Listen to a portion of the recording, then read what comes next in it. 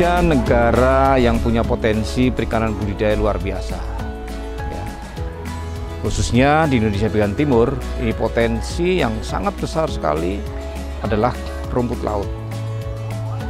Kita ingin mengembangkan rumput laut itu secara besar. Ya. Sekarang produksi kita rumput laut sekitar 10,5 juta ton. Dan nanti kita akan tingkatkan bisa menjadi sekitar 12-13 juta ton di tahun 2024. Dan khusus untuk rumput laut, kita sekarang sedang mengembangkan dan mendistribusikan.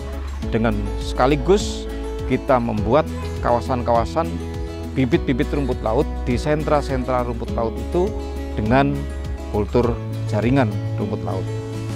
Balai Perikanan Budidaya Air Laut Ambon ini salah satu balai juga yang sekarang kita tugasi untuk mengembangkan kultur jaringan rumput laut untuk nanti ke depan bisa mendistribusikan ya kultur-kultur jaringan ini di tempat-tempat di sentra-sentra pengembangan rumput laut. Di sana kita akan bikin kawasan-kawasan khusus untuk bibit rumput laut, baik yang ada di Maluku, di Papua, maupun di NTT dan Indonesia bagian timur pada umumnya. Ya, rumput laut perlu kita kembangkan dan terus kita tingkatkan.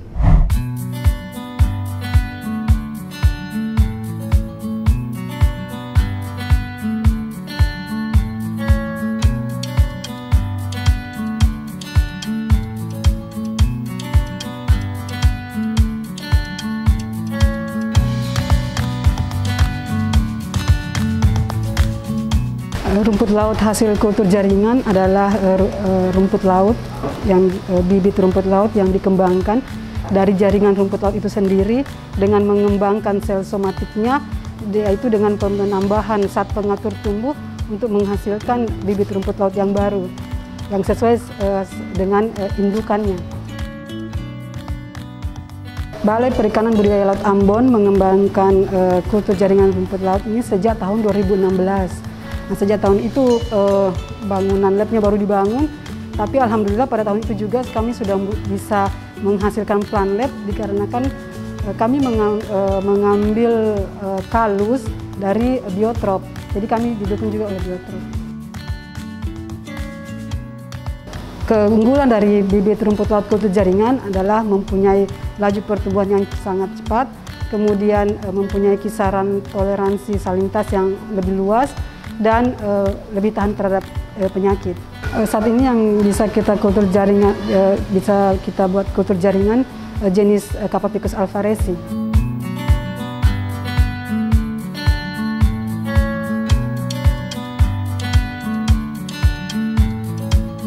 Tahapan-tahapan kultur jaringan rumput laut adalah yang pertama aklimatisasi indukan di greenhouse. Yang kedua, aklimatisasi indukan di laboratorium. Yang ketiga adalah sterilisasi eksplan. Yang keempat adalah induksi kalus. Yang kelima adalah regenerasi kalus. Yang keenam adalah regenerasi mikropropagul. Dan yang ketujuh adalah aklimatisasi plantlet di greenhouse. Setelah itu baru aklimatisasi di laut.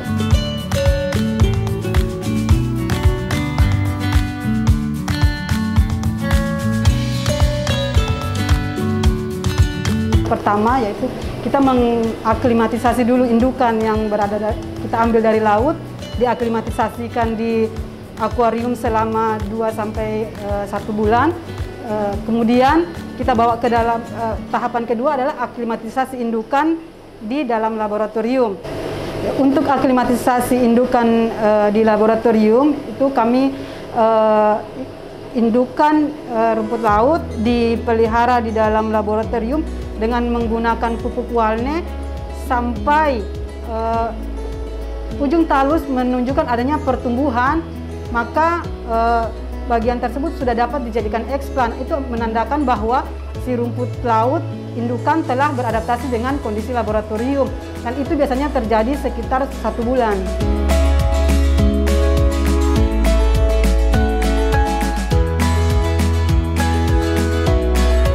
Eksplan adalah bagian dari indukan rumput laut yang telah terjadi pertumbuhan talus muda.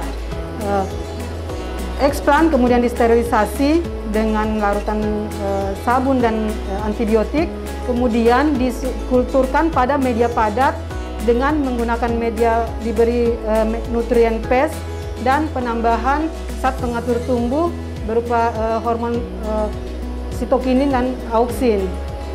Di subkultur setiap 1 bulan satu kali dan sampai tumbuh kalus yang dapat berlangsung sekitar 4 bulan.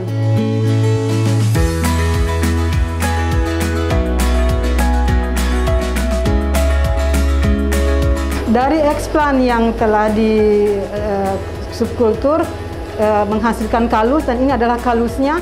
Kalus ini akan berkembang semakin besar dan akan setiap bulan, sebulan sekali diganti medianya. Kalus yang telah terbentuk kemudian disubkulturkan ke media padat dengan nutrien pes, tapi tidak lagi menggunakan zat pengatur tumbuh, jadi hanya untuk dikembangkan, sehingga kalusnya akan bertambah besar. Karena bertambah besar, maka harus dilakukan pembedahan setiap bulan sekali di subkultur. Pada saat pembedahan itu, si kalus dapat dikultur kembali ke media padat dan dapat pula dikultur ke media cair untuk regenerasi menjadi mikropropagul.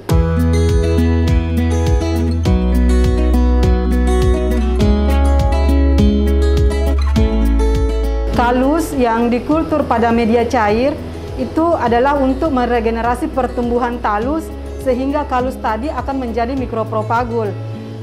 Pada tahapan ini menggunakan media pes tapi dalam bentuk media cair dan dilakukan subkultur setiap 1 bulan sekali. Adapun pada tahapan ini karena di media cair perlu dilakukan shaker.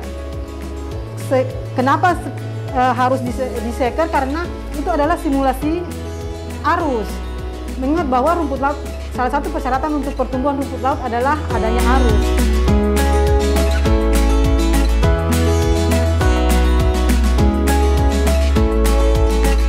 Mikropropagul hasil regenerasi kalus yang mempunyai ukuran kurang lebih 0,5 cm, kemudian ditransfer ke tahapan berikutnya, yaitu tahapan regenerasi mikropropagul, di mana pada tahapan ini kami menggunakan media cair dengan medianya masih menggunakan media pes dan menggunakan aerasi. Karena seperti tadi saya katakan bahwa aerasi di sini adalah untuk adanya pengadukan dan pergerakan arus bagi si rumput laut itu. Di tahapan ini subkulturnya dilakukan setiap 1 minggu 1 kali dan selama 3 bulan atau sampai panjang talus kurang lebih 3 cm.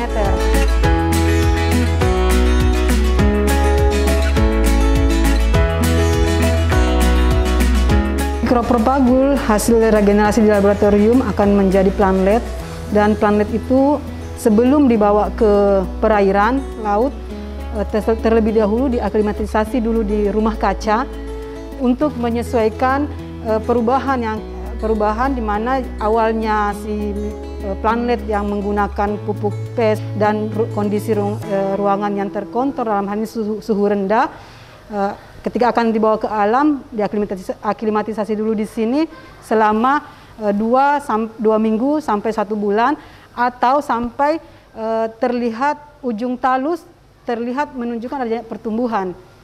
Dan jika sudah demikian, maka planlet siap untuk dibawa diaklimatisasikan ke laut.